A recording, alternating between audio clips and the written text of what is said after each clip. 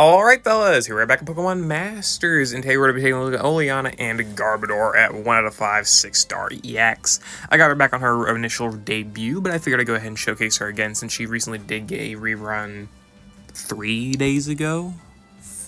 4 days ago, actually? Something like that. Whatever, either way. We're going to be looking at her here today because I figure most people will be maybe pulling for her because of how good she is with GEETA and whatnot. So yeah, let's go ahead onto these battles. And I also just didn't like the old Oleana showcase that I put out, so I wanted to do something a bit better. So I did. So yeah. Anyway, yeah, let's go ahead onto these battles and have some fun. So our first battle here is with Suit Roxy and Oleana. Oleana here, just at 1 out of 5, she's got a lot of good abilities. She's got very good self-sufficiency, being able to buff her attack and crit, and -1 sync countdown on the trainer move. Her max move sets poison on all enemies, as well as poison rebuff -1, which is very, very helpful for enabling all of their poison characters, because they have got poison multipliers, poison rebuff is direct damage, all that, right? Venom Drench does -3 attack, special attack, and speed because she has triple stat buffs on her move, or triple stat debuffs on her Venom Drench, which is amazing. So -3 on all 3 offenses, or both offenses, and speed AoE is pretty strong for not only taking less damage from hits, but also empowering her nuke, other characters' nukes, and all of that stuff. And then she's got Gunk Shot, which is around 200 power, which is pretty good as well.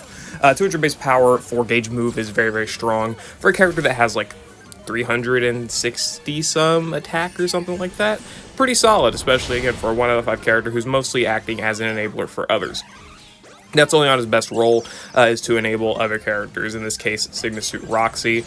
We go ahead and go for Oleana's nuke, because Oleana's innate nuke is power play, which is 120% maximum of a multiplier, depending on how many stat buffs you have, which 18 maxes it out. So, those abilities to 15,000 nuke there, 15,000 damage nuke there, be able to debuff attack, special attack, and speed by up to -6, is able to fully activate power play, 6 times 3, that's 18, basic math.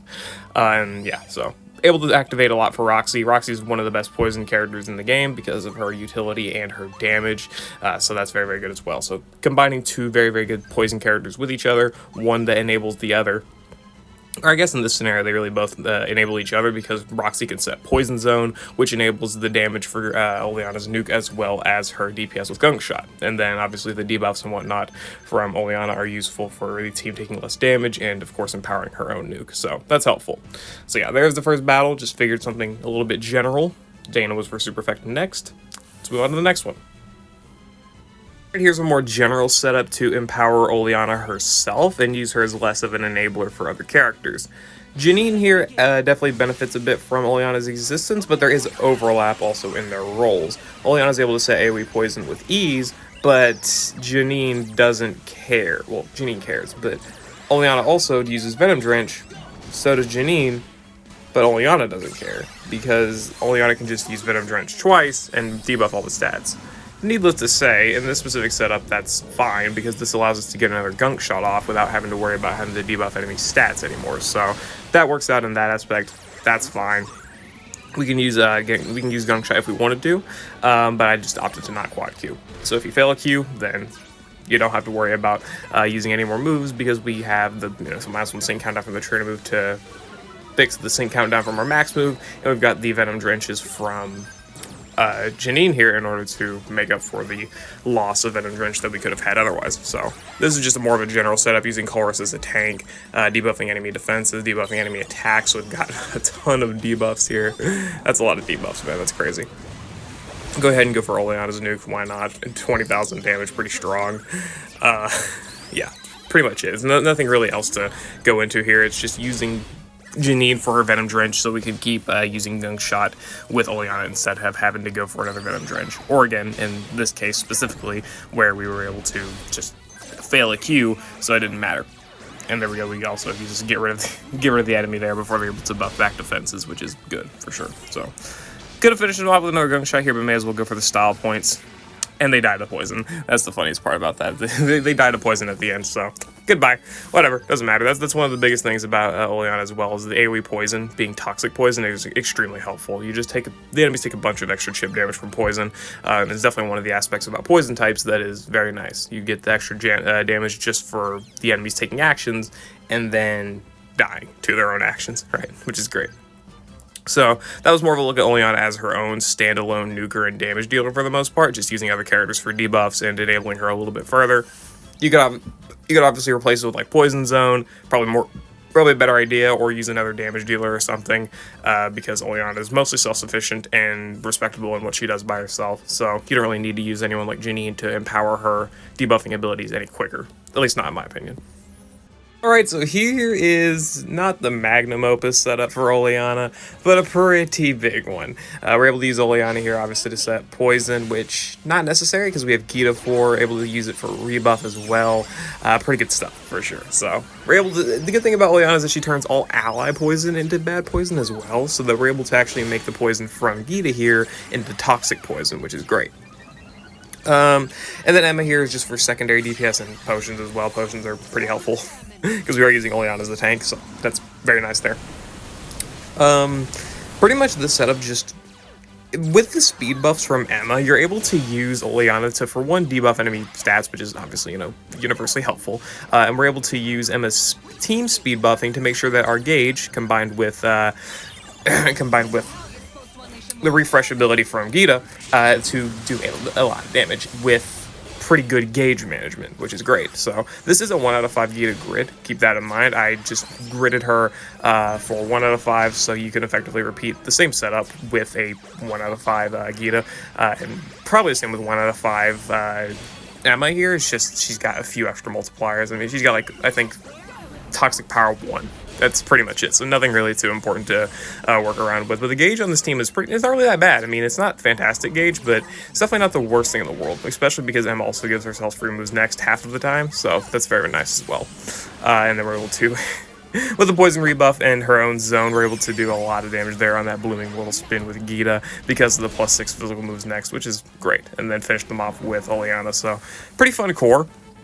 If you want to do like no support, all damage type route, you got yourselves Oleana for tanking and debuffing. You got Toxic Poison, Rebuff, Poison Zone, defensive debuffs with GEETA's trainer move or buddy move. You got damage with Emma, you got potions with Emma, team speed buffs with Emma, good damage and whatnot, right? So it's pretty good stuff all around to make abuse of.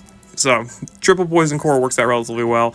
You could probably substitute Emma with Roxy if you wanted to, or GEETA. I mean, you could also do the same, but probably just wouldn't do that. So yeah, either way, triple poison damage dealing set works out pretty well for the most part, and then obviously it just gets better if you dupe out the characters and whatnot. So getting extra dupes for GEETA, Oleana, and Emma could be very helpful there. So Oleana is good for enabling these two characters effectively at the same time as well. So that's nice. And to finish off here, I figured I may as well showcase Oleana's ability to enable another character that is not poison type, because obviously Oleana's abilities are very good for enabling other poison characters, but her offensive and speed debuffing abilities are amazing for building up other characters, in this case Ghetsis, because Ghetsis wants all of those exact debuffs for his DPS and his nuke, so being able to use Oleana to do them very fast and effective, combined with Irida for the ice zone, is extremely strong, for sure. I wanted to do this with Neo Champion Red instead, because he's 1 out of 5, so it's not really that absurd of a strength investment or anything like that, but the gauge was just so bad. The gauge with that team is so bad. We got the unlucky flinch, but I was just so over trying this battle that I didn't care. I just figured, you know what, you're gonna make me flinch, then I'm just gonna use fucking Ice Wish a ton. I'm gonna make this not look pretty, but I mean, it works out, so whatever, it doesn't matter too much. I didn't want to set Ice Wish, but it didn't really end up mattering because we do enough damage anyway. At a faster pace as well. This battle could have definitely worked probably a little bit better if I picked up minus sync countdown, because we end up doing pretty much enough damage with Ghetsis here to KO them. This is Ghetsis' first sync, by the way. No support EX, nothing like that. First sync move from a free-to-play character, obviously with full investment and whatnot. 15,000 damage, that's pretty good. So Oleana's ability to enable Ghetsis like that is extremely good, for sure. She's able to enable his attacks, special attack, and speed debuff requirements, as well as apply, I guess, gauge management, sort of. Poison as well, which is obviously extremely good there for the extra damage that the enemies take effectively just for, you know, using actions, which is equally amazing. And then we just finish them off here with the Glaciates and Icy Wind, so that's nice. So not only does Oleana work very effectively for providing poison buffs, in the form of poison, rebuff, offensive debuffing ability, and being a good nuker, DPS, whatever, she's also able to empower other characters by being able to do her debuffs and whatnot, which is great. So gauge with Oleana wouldn't be too bad if you did pick up Pep Rally at, I think, 2 out of 5. I think she's got Pep Rally 2 on move gauge, on her move gauge boost at 2 out of 5. So if you want some good gauge management in the form of using Oleana in a more supportive role, you can pick up stuff like that and do some better damage, or have better setups to be able to do better damage, I guess, because I don't know if Red would be directly better in this setup, but him being able to do the double rebuff as well as do his own damage would have been probably pretty helpful, at least similar use to Irida, right? Especially since Irida ended up getting flinched halfway through the battle, so that's fun. But yeah, whatever. That's pretty much the Oleana 1 out of 5 EX showcase. I figured I'd put this out here because it's a better look at Oleana, in my opinion, than what I've put out prior, and it just shows her abilities a lot better, in my opinion, because she is a very good enabler for other poison characters with the rebuff and poison, good damage with her self-sufficiency and gunk shots. The debuff utility is obviously extremely helpful in its own right, so be sure to pull Oleana if you want specifically a great buffer for GEETA, because they both work really, really well together, so keep that in mind and whatnot, and yeah. That's all I gotta say. I'll see you later. Hope you all enjoyed. Let me know what you think about Oleana down in the comments below.